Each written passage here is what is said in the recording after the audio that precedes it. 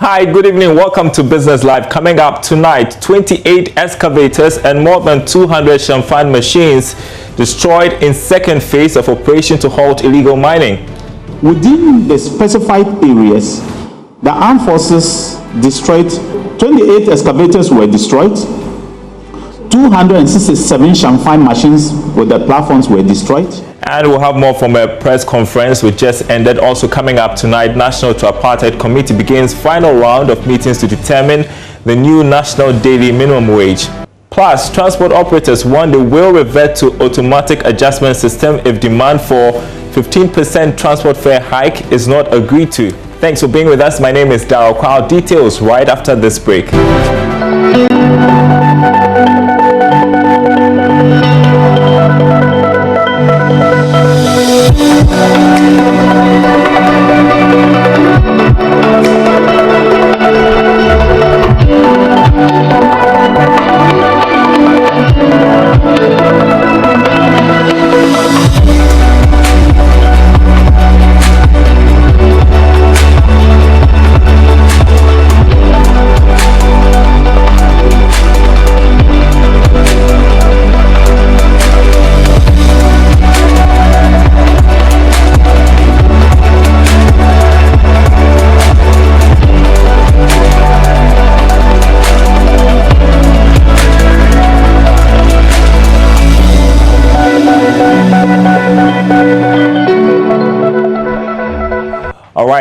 That was a look at the commodity market as we end the day. Most of the commodities in red, as you just saw. We want to begin with a press conference that just ended on illegal mining. We're hearing that 28 excavators and more than 200 champagne machines have been destroyed in the second phase of an operation to halt illegal mining. That's according to Defense Minister Dominic Nitihu, who has been addressing that press conference on Operation Halt. Take a listen. Within the specified areas, the armed forces destroyed 28 excavators were destroyed, 267 champagne machines with their platforms were destroyed, 18 water pumping machines were destroyed, 1 milling machine was destroyed, 1 dredging machine was destroyed, 2 industrial pumps, huge industrial pumps, were also destroyed. 10 plastic fuel tanks were destroyed. 5 canoes were destroyed. 1 wooden accommodation building destroyed. 8 industrial batteries and 1 washing platforms.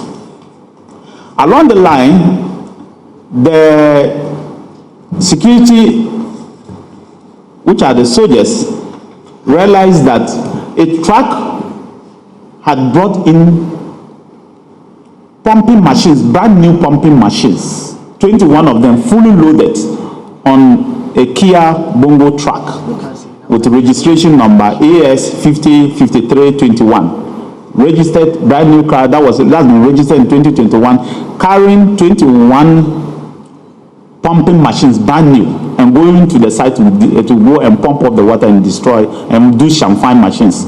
So that was seized. Were to destroy that excavator at that particular site, the collateral damage to the surrounding will be huge. So they demobilize it, but they'll go back and make sure that that excavator is also destroyed. That is the order they have been given. So no prisoners will be taken back home. Everybody is going to go down. So no machine is going to come home. When I say everybody is going to go down, I'm using to just paraphrase what we call the machines that are there, not the human beings.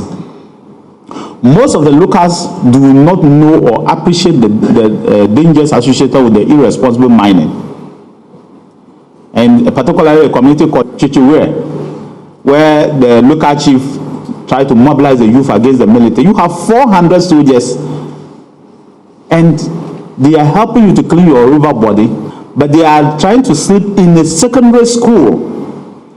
And you, the chief, insists that they have no right to sleep in that structure. The Minister for Lands and Natural Resources, Samuel Abujinapo, also spoke at that press conference where he justified Operation Halt. The red zones have been declared. It's not as though, I said it before, it's not as though we woke up one morning and suddenly we are being told that excavators are being decommissioned, demobilized across the country. Sufficient notice was given. You are not supposed to be you are not supposed to mine in the river bodies. You are not supposed to use excavators to mine. Notice was given that pack out. Nobody heeded to the notice. And here we are. When the military goes for operations and they go and meet IEDs and bombs on the floor and the rest, they are to pick them.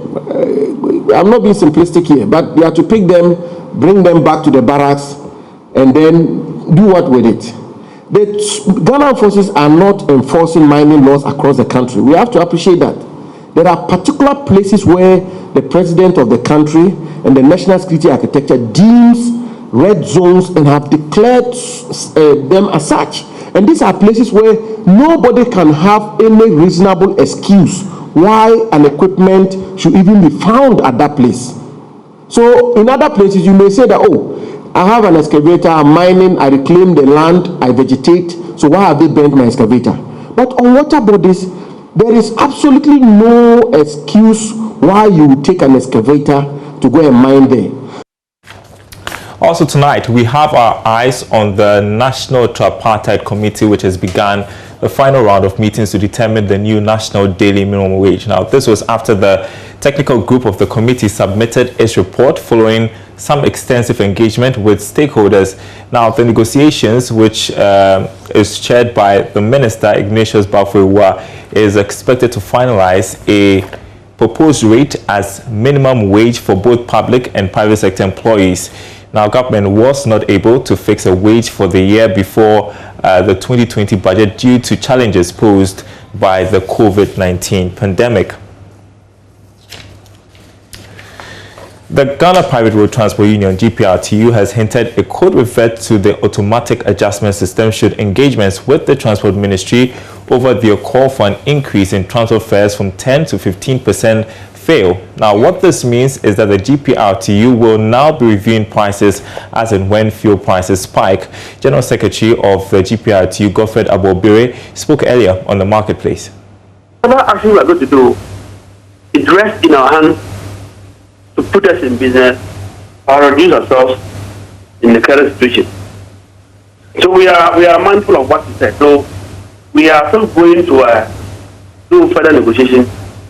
But this time around, we will be looking at that, what margin will please our members and then to please our customers who will be coming to us.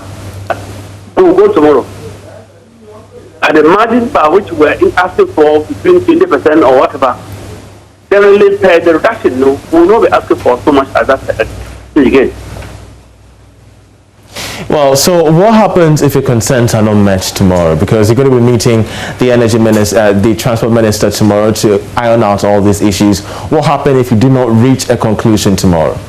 Well, you see, the situation is that our members are agitated and they're not happy with the current situation. And then we were thinking that from the previous act before we got to this stage, there was a formula called the automatic adjustment, which was being applied. So we go there tomorrow and then we still don't get the decision concluded tomorrow. Then we come back and take another decision before we go back to bed. All right, we'll still stick with transport issues because the Ghana Online Drivers Union is on a 2-day strike over what they describe as unfair treatment and poor service conditions by operators. Joining me now is PRO of the group, Bernard Arthur. Thanks for your time tonight, Bernard. And for those wondering who are members of this group, tell us the members. Okay, good evening, viewers of JoyNews. Ghana Online Drivers Union is a union formed out of online drivers who work with Uber, Bolt, and Yango. That we are working with them together as drivers. So we have come together to help each other and to seek the welfare of the online drivers. So what exactly are your concerns? Okay. Hi, Bernard. The two major concerns are secured because people are requesting with fake SIM cards, and some are taking the advantage to attack the online drivers on the road and even at night. And now it has extended to even daytime. Drivers are being stopped, drivers are being robbed, and then a whole lot of things are going on. Number two is our fares. The fare is so low to the extent that the online driver will work a whole day without having anything to take home. All your money is going into fuel, and then their service fee that they charge. The service fee they charge is too huge on the online driver. You pick a long ride with someone and you have to pick about 5 cedis, and out of that 5 cedis, you are paying 25% or 20% to some apps. And we are calling on the government to come in to help to make it a bit regulated.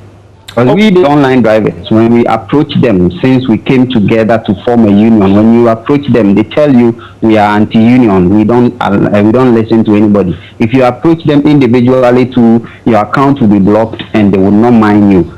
So therefore, we have come to the government to set in and then regulate things for us to also be liberated in the work that we are doing. Are you getting a listening ear?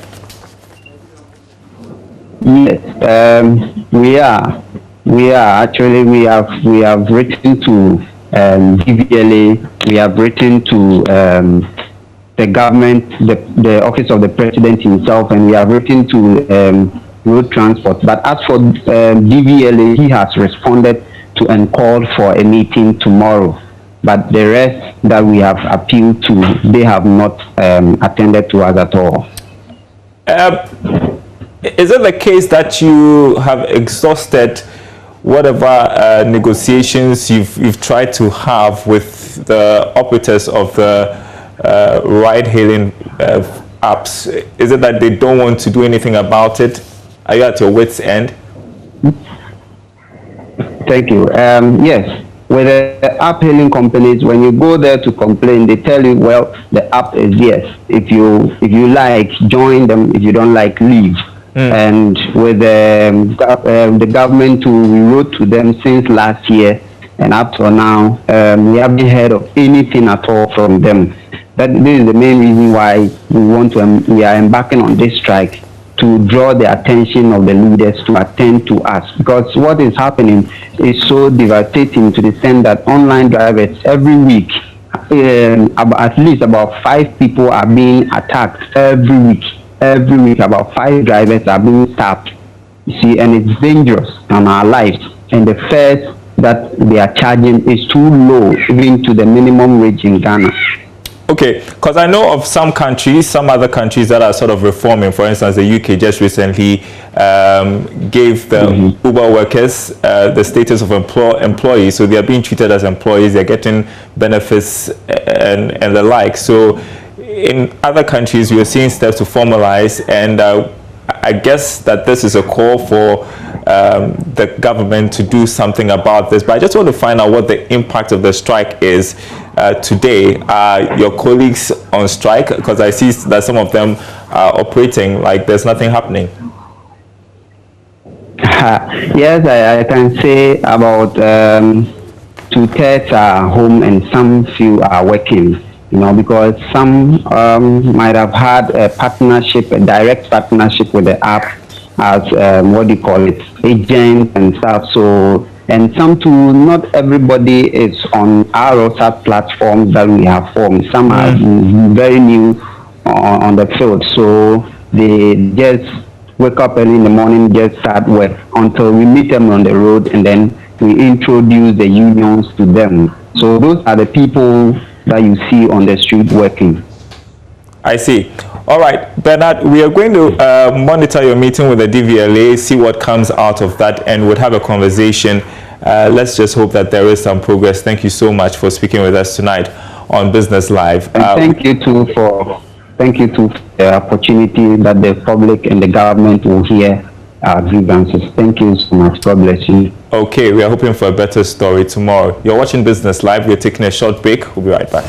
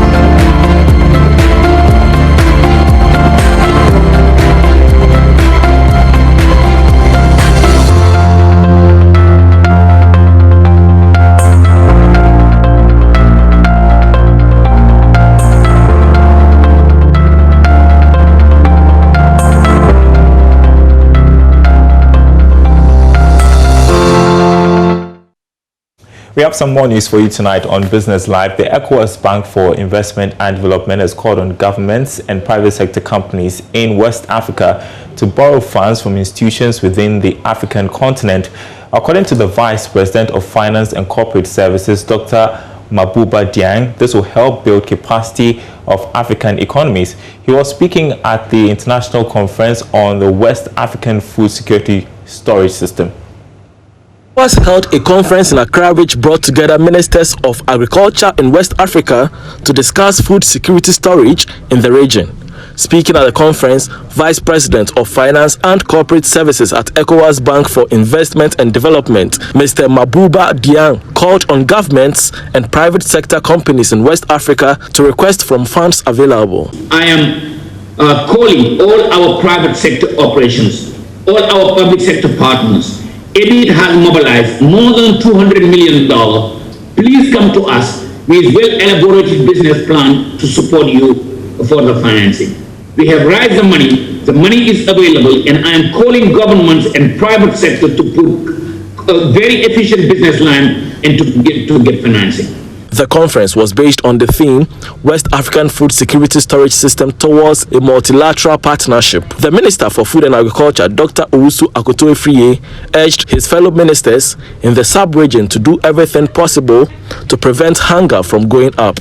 I wish to encourage all member states to fulfill their commitments towards the consolidation and strengthening of this laudable project.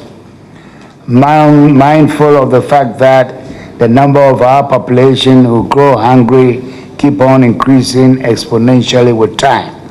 Reports from the Commission indicate that the number of our population going hungry skyrocketed from 4 million in 2018 to 16 million in 2019, went up to 20 million in 2020, and is estimated to reach 27 million by the end of 2021. World Bank representative for West Africa, Amadou Ba, revealed that the Bretton Woods institution is putting measures in place to commence a project to help address hunger on the continent. The World Bank Group started preparing a new flagship project in the area of food security called Resilience Program of Food Security System in West Africa, and we are waiting for the approval of this project. This food system resilience provides for specific support for the operationalization of the Regional Food Security Reserve. Maoli Benson, CEO of Glofet Limited, an agricultural chemical manufacturer, also pledged on behalf of the private sector to support in eliminating hunger in West Africa. The private sector is key to achieving the goals that we've set for ourselves, that is food security for the sub-region. We have donor agencies that are ready to support, pledge that we will support in any area and every area that we can to ensure that these goals are achieved. Now, the Ministry of Food and Agriculture is concerned funding to horticulturalists to promote greenhouse farming has not yielded results over the years. It is now putting in place requirements for acquisition of funds for such projects. Head of Horticulture Development Unit at the Ministry, AGYEKUM, has been speaking at the Fresh Green Ghana Project Conference in Accra. More in this report. Private agribusinesses have organized the Fresh Green Ghana Project Knowledge Sharing Conference to deliberate on promoting safe greenhouse production in Ghana. Speaking at the conference in Accra, Acting Head of Horticulture Development Unit at the Ministry of Food and Agriculture, Esther AGYEKUM, revealed that the ministry has funded projects which did not yield expected results, hence the requirements laid out by the ministry to guide horticulturalists. Some recommendations from the Delphi report. It indicated the basic design specifications with regards to the units, the construction, climate control mechanisms, and other things. For instance, that bothers on managing the temperatures, relative humidity, the light intensity, the covering, the irrigation and fertigation systems, then the pest and disease control and the others. I think, as has been brought forth here, our need for greenhouse production is very different from the very temperate regions. Sometimes sitting at the horticulture deck, sometimes I get frustrated and a bit saddened when people invest in the structures and it doesn't deliver. The conference was spearheaded by Agri-Impact Consult in collaboration with Safisana and Urban Jungle, among others. CEO of Agri-Impact Consult, Dan Akwe, shares the experience of his outfit in greenhouse production over the years. According to him, despite the challenges in the sector, the Ministry of Food and Agriculture is not to blame because the challenges are natural factors. The issue of humidity and temperature is still a major concern to greenhouse producers in Ghana. So we designed these projects to track temperature and humidity outside the greenhouse, inside the greenhouse, and produce in transit. Produce in transit. Produce in transit in the sense that if I harvest my greenhouse from Brekusu or Dowenya, from Agritop, and I'm not using a cold van, and I'm transporting in an ordinary vehicle, from the time I pick my produce at Dowenya, I have to check the temperature. By the time I get to Makola, Abobloshi, or wherever I'm going to, I should also know the temperature. For us to determine how the plants perform between the point of supply and the point of selling, whether there has been any change in temperature build-up or temperature reduction. All right, that story ending Business Live tonight. There's more news, as always, on our website, myjoyonline.com/business. My name is Darryl Kwao. Thanks for watching. We are back same time tomorrow.